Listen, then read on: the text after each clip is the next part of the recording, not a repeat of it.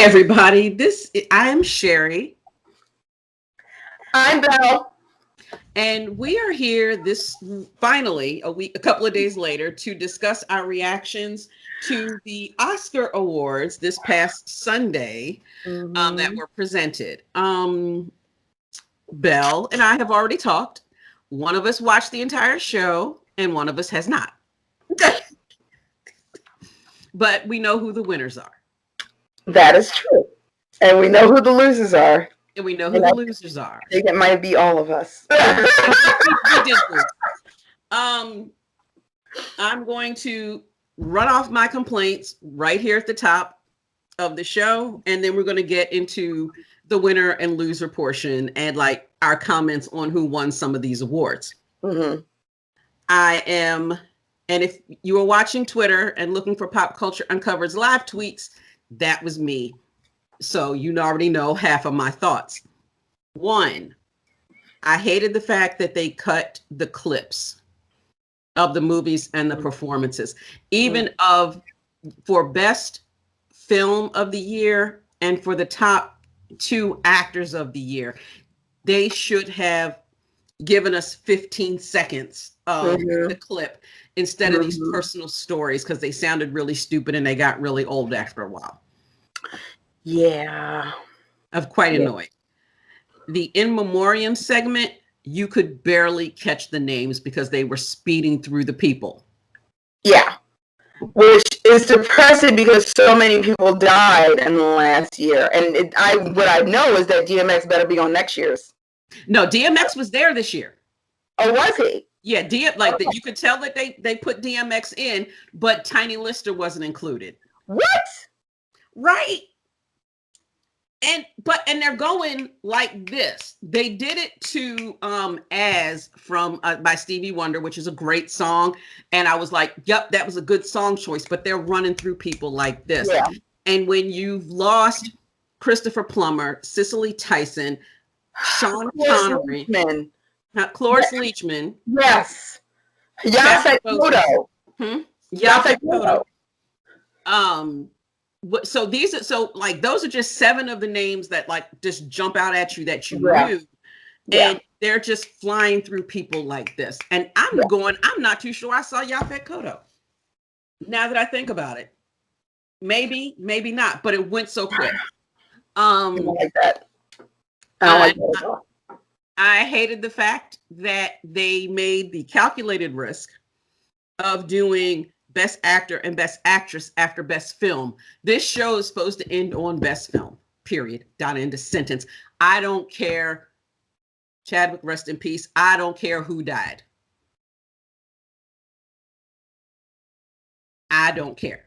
But you should always end on Best Picture because that is their moment.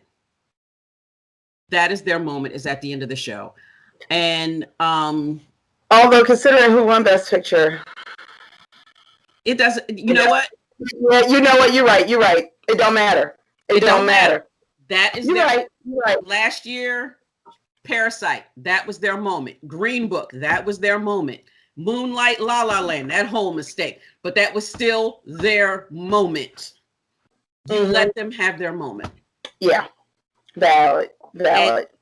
And so that's all I gotta say. All my other complaints and discussions will be a part of the discussion of who won the awards. And we're going to start with the one film we didn't want to win anything, but ended up winning some tech awards for Mank, Best Cinematography and Best Production Design from Mank.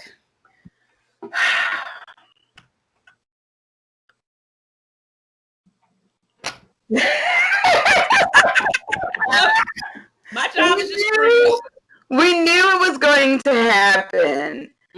But again, when you say Best Cinematography and Production Design, I'm sorry, but Ma Rainey's Black Bottom was the best production design. And Best Cinematography, I would honestly throw that to The Father or One Night Miami, or even though technically it shouldn't be in this category, it should be a documentary, Nomadland or Sound of Metal. But the father, I mean, honestly, One Night Mammy, Mama Ain't Right Around Him, the father, when it feels like the way they cut that film, it felt like a horror movie to me. And that was so brilliant because there was nothing done but little changes. And so for me, that is a set design. As somebody who has had to dress sets, the fact that they made that impending feeling of terror by making small changes to the set itself, and then the way they would film certain angles. Have you seen The Father yet? I have not. They still haven't come off of that $20 price point. I'm When willing to spend $6, not $20. Well, you know, when it's under Sony, so Netflix it'll be on Netflix soon enough. Yeah, that's what I've heard. The way the impending sense of doom that you get watching The Father, and the way the angles are just skewed enough. Yeah. To be like, what the fuck is going on? What's going on? And so for me, I'm like, but you have said it, and I know I keep saying it, but when I say you called it, honey, you called it 3 or 4 months ago? You called it. You were like, Manx gonna win some stuff because it is a movie about Hollywood, and Hollywood loves a movie about itself.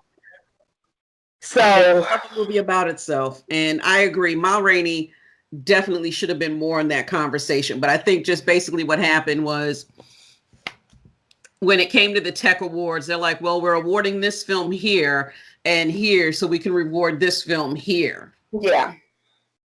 Because Ma Rainey did get the 2 Tech Awards that I wanted it to win, which was for costume design and for makeup and hairstyling. And we want to shout out that the winner for that award was the first Black woman nominated and to win that award. That's insane. And she's 89 years old, right? Okay, that's the costume designer. She is now the oldest woman. Holy crap.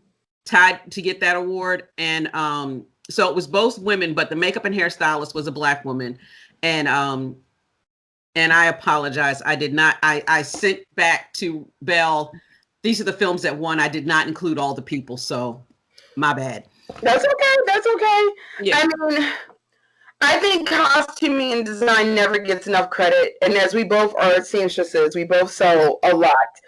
We know how much work goes into clothing and making it right. And I just think the costume and set design never gets enough credit. I think about some of the digital shorts that I filmed and how, like, I had to storyboard every single moment to get the right feel for each moment.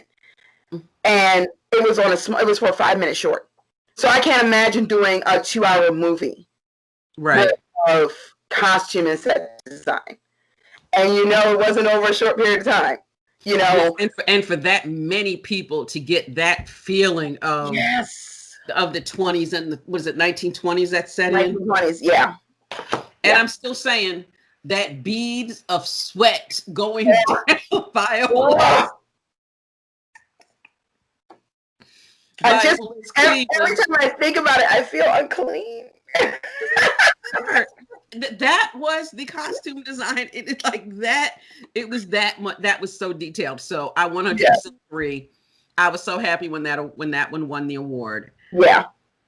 Okay, so best score, best animated film for Soul. That one we called. We called that. We knew that was going to happen. I was not surprised. Like I said, as much as I enjoyed Onward, there was no way it was going to compete with Soul. There's no way. Now, what'll be interesting is if we get another upset next year with some of the animated films that are coming out this year. Okay. Award. I would be interested to see what sneaks in, like Into the Spider-Verse did, and good point. And takes out that award, because Disney usually wins. Like Into the Spider-Verse, while it absolutely 100% should have won, no one actually expected it to win because Disney. So, but there's a couple of animated films that are coming out, like Demon Slayer, that's out right now, that I'm like, it depends on the Academy, and we'll get into that because of some of the things that won. Mm-hmm. I know more and more people are being qualified for the academy who are under the age of 70. Yeah. And so people who would have seen things like Demon Slayer. So it'll be interesting to see what sneaks in there. Because Demon Slayer is real good, by the way. If you haven't seen it, go see it. I will. I will. Okay, so the last what we will call Tech Award, sound and sound design for Sound of Metal. Duh.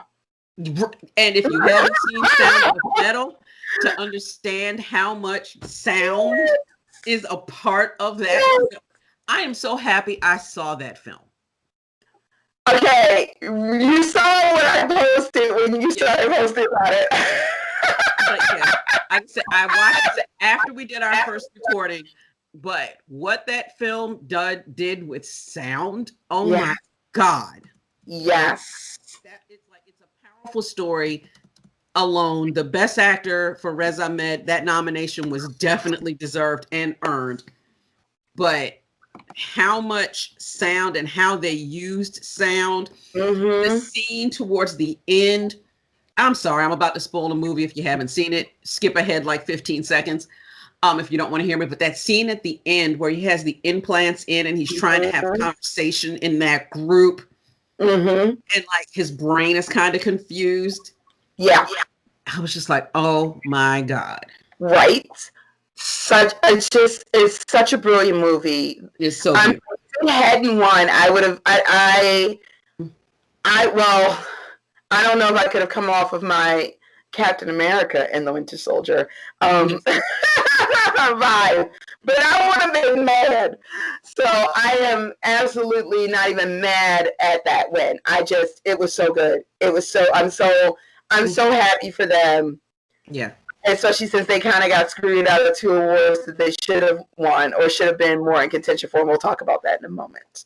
Yes, because we're going to talk about adapted screenplay, Promising Young Woman for Emerald Fennell. No, original. That was original screenplay.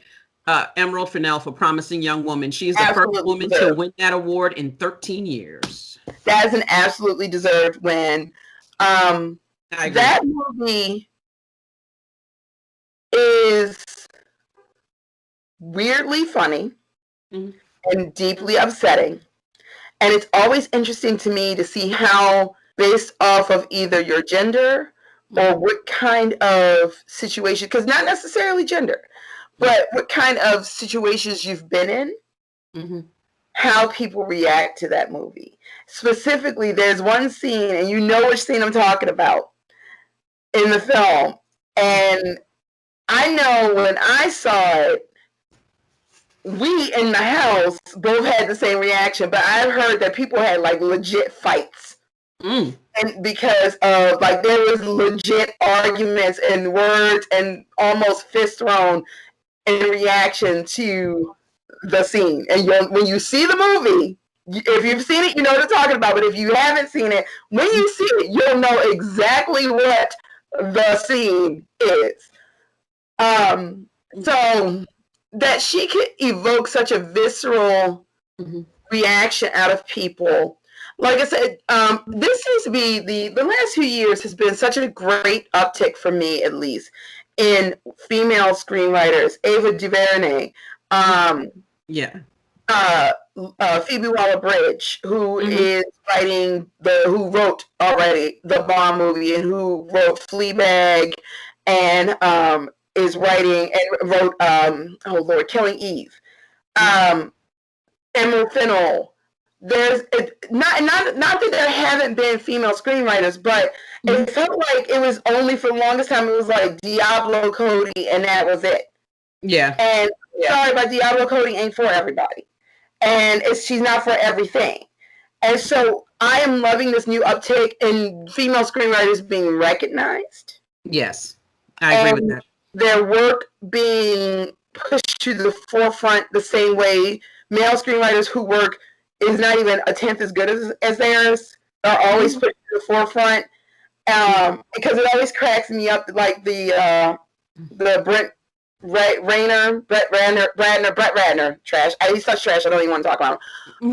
But how he keeps getting second chances, and I'm like, beyond the fact that he's a serial assaulter, the man wrote X-Men, the X-Men movie that almost killed the franchise before it was finally it was the beginning of the end after X2, X-Men United. And nothing but he wrote X-Men Apocalypse, because that he wrote a bunch of he did write one of the he did write X-Men Apocalypse, because that was when he was one of the writers on that, because that was about when Olivia Munn put his ass on blast for the harassment that he put her through. Mm-hmm. But yet they were going to give him, for some godforsaken reason, they were going to give him a movie to write the screenplay for a Milli Vanilli biopic movie. No, and I'm like, all of those words are wrong. Mm-hmm. I feel like Luke Skywalker, it's amazing how everything you just said is wrong. Nothing about that sentence sounds right. Like there's nothing good. There's not a good word in that sentence. Exactly. Okay. Exactly. So I am so happy for Emerald, and I'm so sad she's not going to be on The Crown this year. Mm-hmm. Because the weird, we'll have a whole conversation about The Crown and the weird casting decisions that are made with each season, because while the actors are good actors, they're not the best follow-ups for the people who were the previous versions of those characters. And it's deeply weird to me that they keep doing this. We'll have another conversation. Yes. Adapted screenplay, The Father. And while I am sure The Father is an amazing film, and One Night in Miami should have got that. That should have been One Night in Miami's award. Yeah. If you're going to award it anywhere, it should have been right there. Yeah. I'm honestly surprised. It's bad enough that Regina didn't get the Best Director nom, and it didn't get Best Picture. Mm-hmm. And you nominate 10 films. Well, they didn't nominate. We already discussed this. They didn't nominate her film because they knew that it would be very glaring that a film that no one fucking saw. Sorry, language. No one saw, aka Another Round, was nominated over One Night in Miami.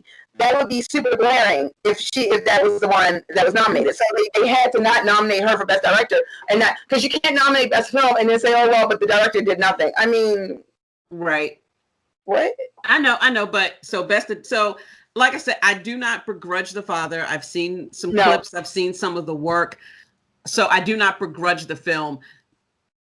I begrudge the fact that it wasn't One Night in Miami. I really thought One Night in Miami was going to take that one. I begrudge the fact that One Night in Miami wasn't nominated in more areas, so that this felt like this was the only chance it was going to get the awards it deserved, especially going into the fact that the SAG Awards and the Writers Guild Awards, it was picking up things left and right. Like it was going to be either Regina or Chloe's year, and the fact that it got screwed over for no apparent reason other than the fact that the Academy was like, "Well, we nominated 2 women. What do you want from us?" Exactly. Well, we're going to talk about Best Director. We're going to talk about Best Directing in a minute. We got one last below the line award, so to speak, for original song for Her, Fight for You from Judas and the Black Messiah, which I thought, if my opinion was that if One Night in Miami was going to pick up an award in one category, it was going to be for song or for adapted screenplay. I thought it was going to be one of those 2 awards. Now, after really listening to the Her song again, and thinking and remembering the vibe of Judas and Black Messiah, I'm not mad. No, I'm not upset, because that song really fit the film. Yes, and it was an original song, and that's the other thing, is that the song that Leslie Odom Jr. sings is not an original song. So should have won that song? Yeah. Did it? No. Now there's a conversation among some of the some other things I read and listen to, and I wanted to bring it to you in this moment. We can just take like a minute. That their opinion in general was that 4 of the 5 songs nominated only come in over the closing credits. They're not really a part of the film. Mm-hmm. And thus should not have been included. should not be eligible because it's not, the song doesn't impact the film, aka Shallow in A Star Is Born. Like that song is a part of the film. I have to agree with that. Okay. I think if you're going to nominate a song for Best Original Song for a film, that it should be weaved into the tapestry of the film. It should be a part of telling the story. I think that's it's like oh Lord, the young man who wrote the music for Us and Get Out. Mm-hmm. Oh my God, hold on. I'm going to pull it up right now because it's going to bug me until I find it. Hold on. I'm going to literally find it right now. Mm-hmm. But his music impacts the feel of the movie. Michael Abels, that's what it was. Michael Abels. His music, your level of, and Bad Education, he wrote the music for Bad Education as well, which was another great movie that didn't get nominated, but that's a whole other conversation.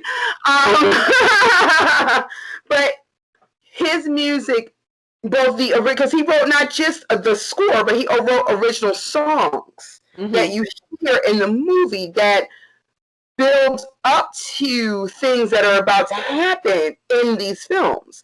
And so, to me, that when the score impacts the film itself, when it feels like it's guiding the film, it's kind of like how in Guardians of the Galaxy and Into the Spider-Verse, the soundtrack was as much a part of the movie as the writing and the characters were. I agree. Definitely agree. Those two movies, I've never seen two films that use music so perfectly to encapsulate the characters. Even though they were original songs, but the songs that were chosen, well, that's not even true because they were songs that were written specifically for that film. So, for those films. So those songs worked to capture the characters in a way that would not necessarily have been happening. So I have to say, I have to 100% agree with that. I agree. So filmmakers get better with incorporating the music. I mean, I could see the Her song being used because there's a scene where Lakeith Stanfield's character is getting ready to drive somewhere. He could have quickly turned on the radio and the song would have been right there. And it would have made sense. Yes, because the song sounds so 70s. Yeah. It sounds so 70s and so Marvin Gaye that you would be like, you would really wonder, like, was that song really out back then? It was such a good composition. So congratulations to Her on that. Yeah, I mean, I will say one of the things that, that goes across the board in television and film too. So that's it's a whole other podcast because we could go into it.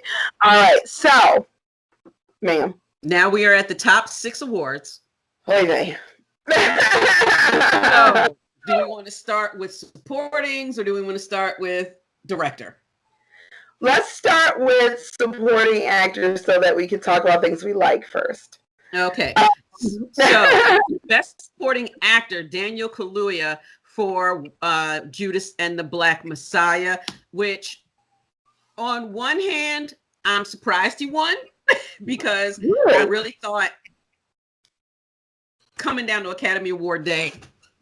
Yeah, and I will say that we did think that it was going to split the vote and that it was going to be Leslie or Sacha Baron Cohen.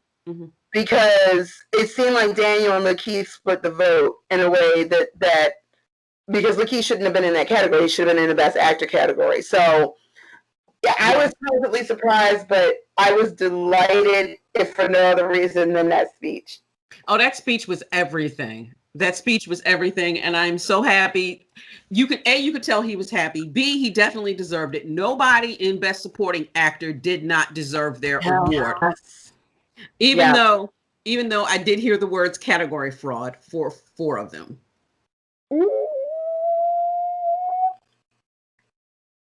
Damn. I'm just saying, because I listened to a lot of stuff and they said 4 of those nominations were category fraud. I agree that one of them was. One of them was. I want to know who they thought shouldn't have been in there. I mean, clearly Leslie Odom Jr. and Daniel definitely deserved to be there. Lakeith should not have been there. Sacha Baron Cohen, because The Trial of the Chicago 7 is an ensemble film, I felt like Sasha should have been there. What they said was, of these 4 actors, they were all co-leads. The only truly best supporting actor, by definition, is an actor that would come into the scene, come into the movie for a shorter period of time and impacts the whole story. So they said the only best supporting actor in that film, in that category this year, was Paul Raci. You know, that is not. I got that from Pop Culture Uncovered. By that definition, yeah. I wish the Academy would do Best Ensemble. So do I. Because that's not the same as Best Picture all the time. No, because Best Ensemble doesn't, yeah. Mm-hmm. I wish they would do that because it would also eliminate a lot of this stuff where people are put in categories they shouldn't be in necessarily. Because I keep thinking about how, and he deserved it. Anthony Hopkins won Best Supporting Actor for Silence of the Lambs. Mm-hmm. And he deserved it, but I think that it would have, if they had Best Ensemble, it would have made more room for other people to win. And you can have both. The SAG Awards do it every year. Yeah. So does Writers Guild. They do it every year. You can have both. I'm not mad at it. Like I said, Daniel's speech and Glenn Close were the best part of the bloody night for me. Oh yeah, we're gonna talk about Glenn Close. So yeah, and then we do have to briefly touch on what happened with both Miss Yang Jun and for Daniel Kaluuya with the interviews, because we got to talk about that. Because let's go on. Don't worry, we will, because white supremacy. Best Supporting Actress, Yang Jun-yoon, and I'm pronouncing, ma'am, I'm sorry if I'm saying that completely wrong, because I know you corrected everybody from the stage, and I should have listened to it again just now. She is only the second Asian person to win that award. Yep. The first one was in 1957, and I'm going to butcher this name. Her name is Mishawa Yukemi for the movie Sayonara, and I said it already, around 1957. There have only been it looks like it's given me 5 on Wikipedia, but I'm pushing back on one of these. So there's only been 5, huh? I'm looking it up now. There have been 5 actresses nominated as Best Supporting Actress throughout the entire run of the Academy Awards. In 2000, like Asian or Pacific Islander. Now I looked up Asian Academy Awards. Wow, Wikipedia. It shouldn't be such a celebration. Exactly. Because they've been out for so long. They've been around longer than either one of us have been alive. Exactly. And yet I am celebrating for her. Like when I said my heart is full, first of all, any of those ladies who's nominated would have been perfect. Would have won. But her winning made me legitimately burst into tears. Like when I saw your post that she had won, and I just like started crying. I was like, "What's wrong?" And I was like, "Nothing. For once, is nothing wrong." I agree. So you have the list of Best Supporting Actresses of Asian descent in front of you. Hold on, let me pull this up. Yeah, because when you see like the third one, it's like, okay.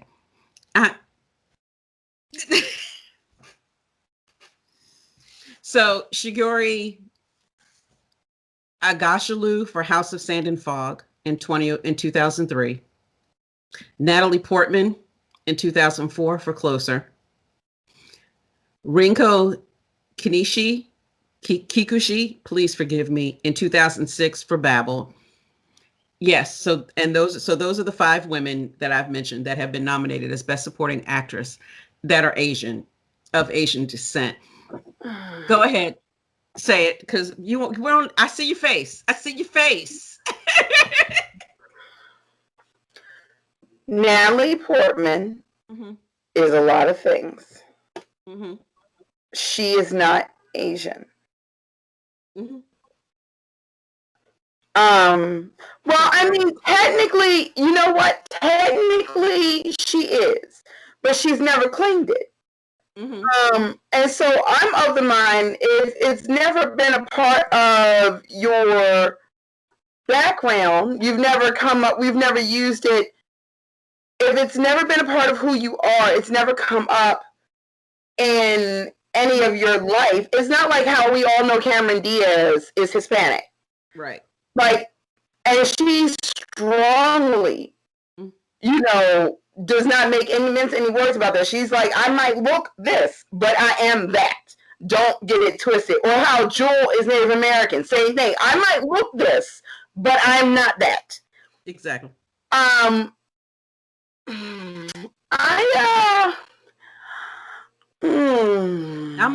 I'm gonna say is I appreciate Natalie Portman's acting and what she does. I think just calling her Asian when Israel is kind of in Africa or like closer to Africa or the Middle East. She is not Asian. She is like, and honestly, like, no, I'm sorry. No.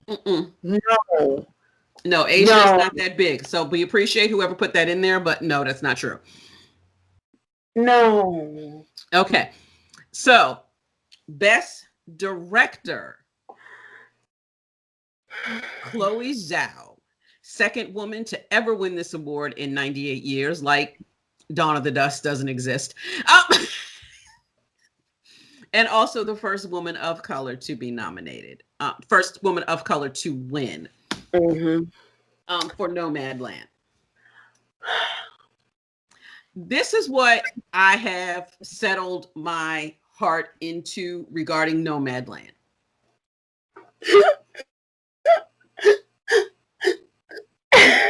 Because I didn't like the film. I have mentioned this. I just didn't like it. It felt more like a documentary to me than a fictionalized film. And I think because she mixed documentary and a fictional story in such a way, the camera work in that film is beautiful.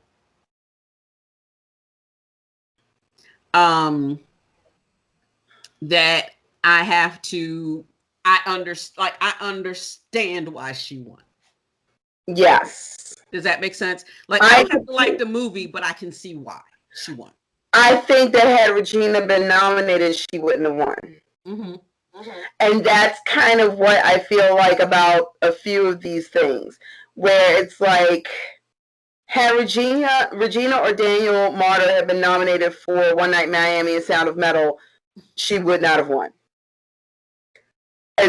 It's really, I think honestly, I think if Daniel Marder had been nominated for Sound of Metal, let's just say for the sake of this conversation, because we've talked about it before in our previous episode, take out Mank and take out Trial of Chicago 7. Yeah. Put in Daniel Marder and Regina King. I believe Daniel Marder would have won this award because it would have deserved, because that movie. The choices and the shot work and the way that film is put together is so brilliant. It's just, it blows you. Like, I am so looking forward to what he does next. So am I. And as long as he stays unproblematic, I'm like, honey, whatever you do, I'm going to be here for it, because if this is what's going on in your head, if your brain makes this picture, I can't wait to see what you do when somebody gives you a little bit of money. Exactly. Because we're going to get that on a budget at that. And I'm just like, can you imagine the damage he could do with some actual cash? No, I cannot wait. Well, we all know that Chloe Zhao's next film is The Eternals from Marvel. I will say this. I never thought I would see today that we would get the Eternals before the New Gods. And anybody who is a comic book reader knows why that is. Because the Eternals were just, let's have a little story time, kids. Long ago and far away, and I know we're going to have to wrap up soon. It's okay. We only have like 3 awards. There was a time when certain people were making lives very difficult for people who wrote for Marvel. Wrote for DC Comics. And so old friends like Stan Lee went, you could come live over here at Marvel. And they did. And then they basically took the exact same characters that they had created for DC Comics and moved them to Marvel, tweaked the backgrounds a little bit and the power sets just a little bit to make a different set of characters. And so instead of the New Gods and Darkseid and Apocalypse, we've got the Eternals. And so, yeah. So, and they were, in all honesty, while extremely well drawn, didn't actually become interesting characters until about, how old am I? I'm in my 40s. So until about my late 20s, they became interesting characters because people who loved them, who were of my generation, who loved what they looked like, went back and read the stories and went, these are terrible. And they would say, I want to update these because I want my characters to match what they look like. So I am looking forward to the Eternals because the cast is just, woo. That cast is phenomenal. And wait a minute, when oh God, what is his name? The comedian. Yes, when he showed up, just Marvel ripped. I'm like, well, goddamn, sir. We didn't ask for all of this smoke. And I appreciate what he said about that. He was like, there's a time to be the first Southeast Asian superhero and the first fat superhero, but I can't be both. Right. For representation alone. He was like, yeah, I know they cast me looking the way I look, but I can't be representing my people who don't get seen. You can name the Southeast Asian actors, actresses, comedians on 2 hands and have fingers left over that you know off the top of your head. I can't be the one. Yeah. The chubby one. That's not going to be the thing that's going to happen. I'm not going to be on screen being that person. And it's so bad. It's so, I totally get it. And I'm not mad at it. I'm enjoying the view. But it's a shame that he had to even have that thought process. It's hard. It's hard. Being a minority in Hollywood, that's all I'm going to shut up. Being a minority in the arts, and at that point, I'm going to shut up. Yeah. Unless you're a poet, because that's a whole nother set of stories. Yeah. All right. So the last 3. I kind of want to go with Best Picture first because you've already talked about Nomadland a little bit. Yes. Let's just do it. Let's just do it like the Academy did it. Let's just do it like the Academy and we'll talk about that mess in a second. We'll talk. That was a mess. That was complete mess. Yeah. Best Picture always goes last, no matter what film it is. I know I said this a little while ago. I'm saying it again now. Yeah. So Best Picture was Nomadland. At least it wasn't Mank. At least it was, and we said in our original conversation that as long as it wasn't Mank, we were okay because the other films were really good and they were really phenomenal and deserved the recognition. Yeah. Even though I did not like Nomadland, I get it. I understand it. Yeah. I would have rather Sound of Metal or Trial of Chicago 7 win it. Oh my God. Yeah. But, Nomadland, okay. Yeah. Yeah. So I'm not mad at it. I'm resigned to it because I knew it was going to happen. We called it. We called it. We knew it was going to happen. So it's like, okay, well, the thing that we thought was going to happen happened. So all right, whatever. Exactly. And it wasn't a surprise. So we're okay with it. It's not a bad award. Just didn't stand out. It's not a standout. Like I want the Academy 1 year to pick a movie that was actually the best film and make you want to go see it, like Parasite. I'm going to say that I did not see Parasite until after the award ceremony. And after I watched Parasite, I was like, yup, that was the best film. That was the best film of the year. Yep. That was the best film. And with this one, I feel like there was so much hard, the competition was so fierce that, and again, and I know we keep beating this horse, but I really think had well, Sound of Metal was nominated, but One Night in Miami should have been. And I'm like, I don't know, man. I feel like if One Night in Miami had been in there, I don't think Nomadland would have won. But then again, the Academy be doing some crazy stuff. So as we're about to get into for the last two. So let's go with the expected one, which is actress in a leading role, Frances McDormand. And let me start this conversation with a quote from my friend Angelique Palmer. Oh no. The Oscar would have made Andra Day's career. Yep. It would have solidified Carey Mulligan as a performer. It would have given Viola legacy. But Frances thinks Hollywood's game is BS and didn't give her name out of contention because Chloe deserved to have a Nomadland success. There's altruism and then there is indignancy. When Angelique posted, she's like, did you even see Frances McDormand's speech? She did not even care. I was like, I need to quote you. And, and I'm like, yeah. She didn't care. Mm-hmm.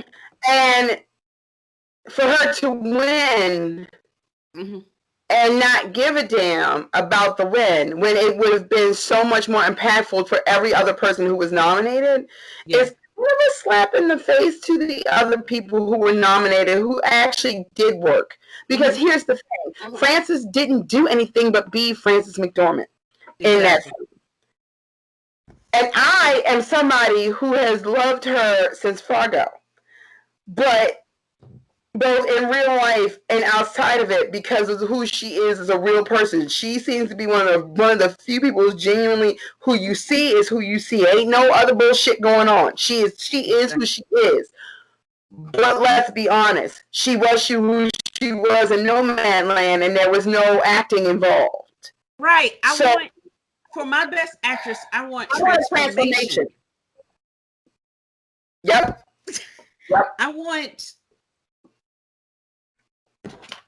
Okay, what Viola did in Ma Rainey's Black Bottom is the same thing that Charlize Theron did for Monster, with the full transformation into another person. Into another human being. Yes. Yeah. And Andra Day, again, this is going to feel like blasphemy for people. But Andra Day as Billie Holiday is a better performance than what we got from Diana Ross in Lady Sings the Blues. And I love doing that movie. Lady Sings the Blues is better written. It's a better written film. But Andra Day's performance is immersive. At no point did I see Andra Day. I saw Billie Holiday. In Lady Sings the Blues, I saw Diana Ross playing Billie Holiday. And there's a difference. I agree. There's a difference. One of the best compliments I've ever gotten as an actor was, I know you. I talk to you every week. And it was from Armand, actually. It made me cry. But when I say I didn't know who that person was within 5 minutes on stage, the Belle that I know, who I see at least once a month, who I talk to every week, I didn't know who that person was within 5 minutes of watching you on stage. That is what Andra Day did as Billie Holiday. I agree. She should have won. Honestly, all the five, to me, Andra or Carey should have won. As much as I love Viola's, literally anyone else could have won that award, but Frances McDormand, because she did not care. Yeah. Okay. Yeah. And finally, just like the Academy Awards, we're going to talk about lead actor going to Anthony Hopkins. And the second quote I have for the night is my friend Reggie Cabico. We went 4 steps forwards and 4 decades back to the 90s. Fargo and Silence of the Lambs, White. That was the second quote of the day. I was like, okay, y'all, talk to me. Fantastic. Well, I'm going to be perfectly honest. I'm not mad at the win. It is so good in that film. he's so scary. It vacillates between being terrifying and you hurting for him. Mm-hmm. Because he is operating on the assumption that people are messing with him, and he is reacting in such a way as anybody would, with the anger. Like a friend of mine who's a caretaker for her grandmother who's going through Alzheimer's, and she was like, should I see it? And I was like, please don't. Mm-hmm. That's how good his performance is, that I think it would be triggering for her, to give you an idea. So I am not mad at him winning. I am mad at the people who went on the internet and yelled at a 90-year-old man for winning for something he didn't think he was going to win in the first place. I'm mad at those people. Don't be trash, because just because we wanted Chadwick to win and he deserved to win. Literally everybody in that category, but Gary Oldman, deserved to win. Doesn't mean that you get to go out and be nasty to Anthony Hopkins, who has never done anything to anybody in his life. How? No. Like, when I tell you I heard that shit and was ready to fight somebody, I'm like, we do not disrespect Anthony Hopkins in this house. Because people on the internet world, two things can be true at the same time. Thank you. We can be happy that Anthony Hopkins won because he gave such an amazing and brilliant performance. Yes. And we can be disappointed that Chadwick didn't. We can be both things. You can hold two thoughts in your damn head. Right. That is one of the things about the internet that has driven me crazy. And I will say, like, not to be that old person, but this idea of everything so black and white. Yes. As if the world is a shades of gray and has always been shades of gray. You don't have to, and also people get real tough guy on the internet when they know they can't, somebody's not gonna come find them. And I almost want to be that scene in Jay and Silent Bob Strike Back where they go around to every internet commentator. You know, exactly. Now, I will say this. I do think what happened is that there was so much talk that Chadwick was going to win, that as there were voters that said, well, everybody else is voting for Chadwick, so I'm going to vote for my other favorite performance last year. Yeah. And if enough people, let's just say, I'm not going to say they all voted for Anthony Hopkins, but just did not vote for Chadwick, that's just what happened. It was just a flip of the votes. I don't even think the way the Academy set up the award with it coming in last was because they thought it was going to be Chadwick's award. Yeah. They thought it was Chadwick's to lose. And it was. And it was. And I don't think he lost it because it was a bad performance. I think everybody thought that he was going to win anyway, so I can vote for somebody else. It's the 2016 election. Yeah, exactly. Exactly. It's the 2016 election all over again. Mm-hmm. So I actually like the physical setup of the way they did the awards. So did I. I thought that was beautiful. I really liked that. Really smart. Club loungy thing. Yeah. And and we have to talk about the Glenn Close of it all. The first thing I want to say, when that sketch popped up, I was like, why are we doing this? Why are we wasting this time? And then Girlfriend saved everything. And then Glenn Close saved that thing. Now, I have heard, and I don't know what's true or not, that this was scripted, but I don't care. Part of it was scripted, but no one expected her to go on a diatribe about why Spike Lee should have been nominated for School Days and how his bullshit that he hasn't won, and started dropping F-bombs because Glenn had clearly been drinking and she was she was like, Glenn literally came up in there and was like, let's just fight. Let's just fight. I was like, no one was expecting that shit. I'm telling you, I live in the DMV. I was so impressed with the whole minute of our conversation. I was like, her shout out to DMV like this. And you can't believe, if you watched it live, you really are in a state of, did this really just happen? Yes. I saw like I posted on Twitter, I did not have Glenn Close schooling people about go-go music and doing the butt at school days on my 2021 bingo card, but here we are, and I'm not mad at any parts of it. Neither am I. And for all of y'all people on the internet saying we don't need this old white woman to validate go-go, that's not what that was about. Oh my God. Okay, I'm gonna need. This is one of those things. I'm gonna just sit down. That I'm like, there's sometimes where book drives me crazy. Mm-hmm. Sometimes shit just can be fun, guys. And also, as somebody who lives in the DMV, mm-hmm. in the Baltimore Delmarva Peninsula, please. Yes. Thank you. We don't need you to laugh. And just laugh. And laugh at what it was. Thank you. So I love, now we got to talk about the after awards, the interviews, because two incidents happened. Good God, yes. I almost wish we had ended on Glenn Close because that would have been a happy ending, but we got to talk about this.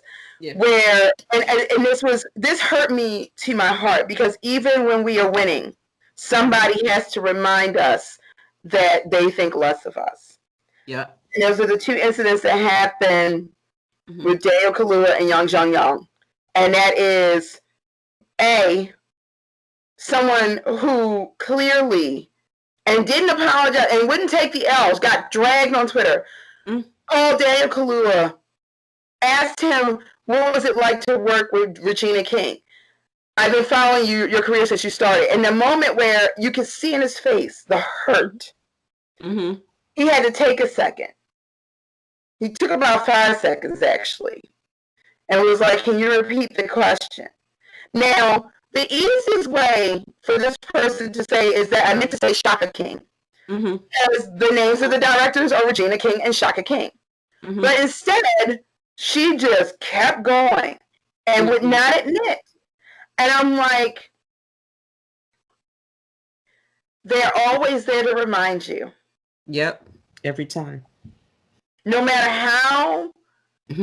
how far you rise, they will always be there to remind you. And then Yang Jong-yoon, who was so wonderfully clapping back at people in Korean, which is amazing. And then switching to English to give her standard answer. But anybody who understood Korean knew exactly what she said. Was fantastic. But what was it like to meet Brad Pitt? What did he smell like? This is her moment. Why are we having this this is not the part of the conversation. About this white man who supposedly was a producer on the show, but made the cast pay for their upgrades when the pandemic hit for their travel back and forth through Korea, because that is the thing that happened, by the way. This man who has a history of his production company pulling shady shit like this, but that is not a conversation we got time to have right now, because I got all the receipts for Brad Pitt, babies, and we can have a conversation. But why would you ask this woman, this beautiful, legendary performer who has been around longer than you've been alive, pretty much, definitely longer than I've been alive, right, about Brad Pitt on her Oscar win? Did you smell him? No, because I'm not a dog. Hey, the clap back was so quick and so phenomenal. Now, wait a minute. I loved her from the second that she got on stage and she went, okay, so everybody's been pronouncing my name wrong, so let me get this straight now. Right. But she was not here for this award. Not even remotely here for it at all, and I'm not mad at it. No, and so I appreciate her poise in that moment to no, this is not what we're doing. What we're not going to do is keep saying my name wrong. What we're not going to do is center a white man in my story. What we're not going to do is any of this. And wait a minute. And how are you centering whiteness in a story about Asian people? Period. White people, occasionally, sometimes it's not about you. When it's about you, we'll definitely let you know. In our moment, we'll let you know when it's about you. Okay, so this has been our Oscar chat for Pop Culture Uncovered. Websites coming across the bottom of the screen. You gotta catch up. Mine is gone. I was drinking slow. I'm drinking margarita. I was. So we will be back for the Emmys. Oh God, you're gonna make me do this, woman. Because there are some things I want to see at the Emmys, and there will be an article posting really soon. I have to finish writing my part of it. The things I do for you people. I said the things I do for you people. Oh no, trust me, Belle. I'm telling you right now. There is a couple of nominations coming in the Emmys, which will be in the fall. So we got like 3-4 months. Okay. That if they do not appear, y'all going to have to put a censor warning on this video because I'm going to drink and cuss a blue streak. That's fair. That's fair. Okay. Now you can follow us at PC Uncovered on Twitter, Instagram, where Sherri or I or Doug or any of our writers are constantly tweeting our favorite things.